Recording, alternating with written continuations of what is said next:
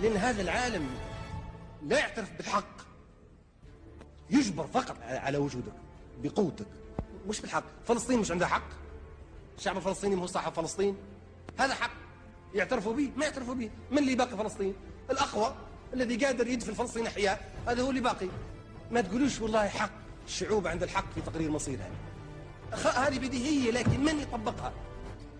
وهذا العالم اللي يخدعكم ويقول لكم عالم متمدين، هذا عالم همجي بربري متخلف منحط، هو الذي سبب الكوارث للبشرية، هو الذي قاد الحرب العالمية الأولى والثانية والصليبية والبونيقية، ولا زال يقود حروب جديدة لتدمير البشرية.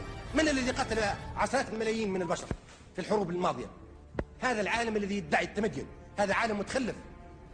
ولن يتوانوا في تدميركم إذا وجدوا فيكم ضعفا، إذا وجدوا فيكم ثغرة، لا يراع فيكم إلا ولا ذمة.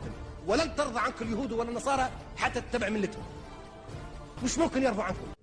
هم مستمرين في التحكم فينا، ومستمرين في محاولة السيطرة على مقدراتنا وتسخيرها لصالحهم. هم استسلمت كثر خيرك، قاومت، هذا هو الشيء اللي يمنع فقط، المقاومة. ما تسمعوش أي كلام آخر، المقاومة فقط. حتى التعاون بيننا وبينهم والاحترام المتبادل بيننا وبينهم لا يقام إلا على أساس القوة.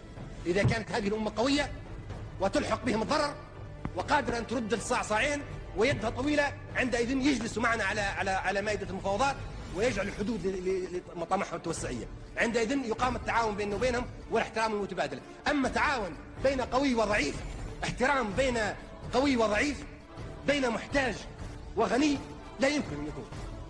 هذه ليست قاعدة أبدا لا نعتمد عليها. كيف يقوم تعاون بيننا وبين أوروبا إذا كنا نحن ضعفاء وهم أقوياء؟ هم يريدون لبلادنا العربية أن تبقى سوق استهلاكي يستهلك ويستوعب ما ينتجون هم من نفايات، ويريد لنا ألا نكون قوة صناعية حتى لا نصنع الغاز والنفط والزيت والفوسفات لكي يأخذوه هم لمصانعهم ويصنعوه ويبيعوه لنا. هم يبغونا احنا سوق استهلاكي ومنطقة مناورات، ولما تقوم حروب دولية يبغوا هم يرعوا يدهم على هذه المنطقة لكي يسيطروا على مضيق جبل طارق وعلى خليج سرت وعلى باب المندب وعلى قناة السويس وعلى مضيق هرمز. هذه أمة في خطر، بلا مقاومة لا مستقبل لنا.